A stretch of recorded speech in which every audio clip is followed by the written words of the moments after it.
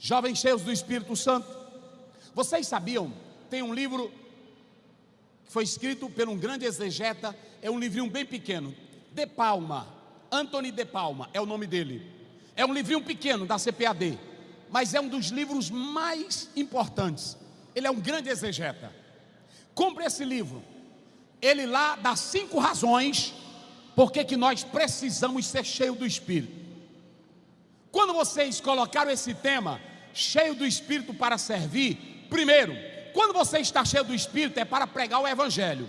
A primeira ênfase de quem é cheio do Espírito é para pregar o Evangelho. Pronto. A segunda ênfase para você ser cheio do Espírito é para você usar a capacidade que o Espírito Santo de Deus te dá para a operação de milagres. A terceira razão é para você falar línguas estranhas. Olhe para cá, igreja. Há um bocado de engraçadinho aí na internet que não entende nada de mistério de Deus e fica caçoando de língua estranha, mangando de quem fala línguas estranhas. As línguas estranhas têm 3 dimensões. Uma, a quebra da velha aliança, destruição de Babel, a renovação da aliança, e agora a efusão do Espírito Santo na linguagem espiritual.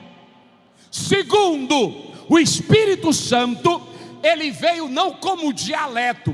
Tem um bocado engraçadinho. F. Bruce diz que não entende Atos 2, porque ele diz que em Atos 2 tem algo sobrenatural. Aí tem uns que chegam e diz, aqui era dialeto. Não era dialeto. Eu vou te mostrar por 2 razões por que não era dialeto. Uma, ele diz assim, estão falando as grandezas de Deus. Grandeza de Deus era envolver a história de Deus salvando, a história de Deus libertando, a história de Deus redimindo. Olhe para cá, se fosse pregação, por que Pedro ainda foi pregar para eles serem salvos? Eu vou te dar um conselho esta noite. Busque falar línguas estranhas. Olhe para mim aqui. Quando você entra nessa dimensão, você sai de uma dimensão humana, física, e entra numa dimensão espiritual. Olha para cá. Paulo diz em 1 Coríntios 14, 2: quando eu oro em línguas, quando eu falo línguas, eu falo para Deus. Se você pegar Judas, capítulo, versículo 20, ele diz, olha, edificando-vos a vós mesmo. Agora imagine como é que um crente se edifica. Ele mesmo se edifica. Aí Pedro diz assim, pelo Espírito Santo. Irmãos, quem é dominado pelo poder do Espírito Santo entra numa dimensão de línguas estranhas poderosas. E eu quero pedir a vocês que durante esse congresso peça para Jesus batizar com o Espírito Santo, porque a experiência fala mais alto do que a teoria. Segundo, ele te dá o poder para operar maravilhas. E terceiro, eu finalizo com essa aqui: o Espírito Santo te abre para novas experiências. Diga comigo bem forte: o Espírito Santo, diga bem forte, o Espírito Santo me abre para novas experiências. Vocês sabem qual é o maior problema dos pentecostais? É que eles só ficam na primeira e na segunda. Poder para testemunhar e poder para operar maravilhas. Olhe para cá, tem o poder para dirigir a igreja.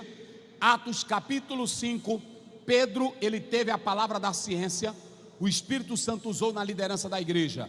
Capítulo 13, o Espírito Santo usou a profecia para a liderança separar os homens. Veja que a igreja se abria para a experiência. E eu vou dizer mais aqui uma coisa para vocês: o Espírito Santo usou Pedro para ressuscitar, Atos 9, uma morta. Vocês sabem o que é que trouxe a Assembleia de Deus até aqui?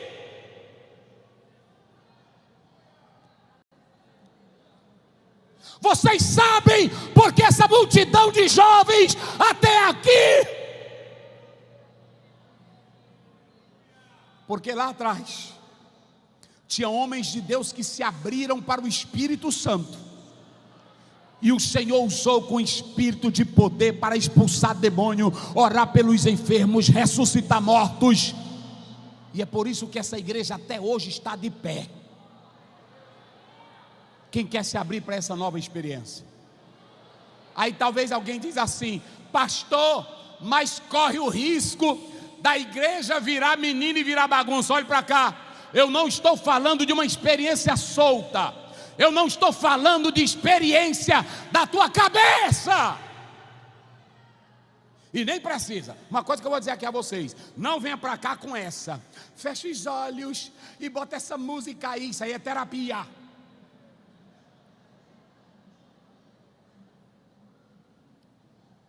A Bíblia diz que todos ouviam unanimemente a Filipe, e quando ele terminou de pregar, a glória desceu. Atos 10, todos ouviam firmemente a Pedro na casa de Cornélio. Terminou, todos falaram línguas estranhas.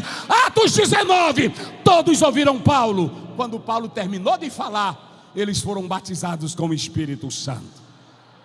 Olhe para cá, Charles Rogers diz que o crente não tem lado místico de fechar olhos. Crente tem a palavra diz, a palavra fala, a palavra explica, e eu escuto ela, e o milagre acontece pela palavra. Vocês sabem o que é jovem pentecostal? É aquele que olha para Atos 2, olha para Atos 10, olha para Atos 19 e crê na palavra. Escute aqui agora para mim encerrar. Eu encerro com essa. A Torres, um grande teólogo, ele não acreditava, e ele foi buscar o poder do Espírito Santo, um grande exegeta, e ele disse que um dia estava na casa dele, sentado em uma cadeira, e ele disse que sentiu uma alegria tão grande, que ele não sabia explicar o gozo na alma. Jogou ele da cadeira, e a glória de Deus invadiu ele. Charles Finney, o Espírito Santo pegou ele e o levou a grandes experiências.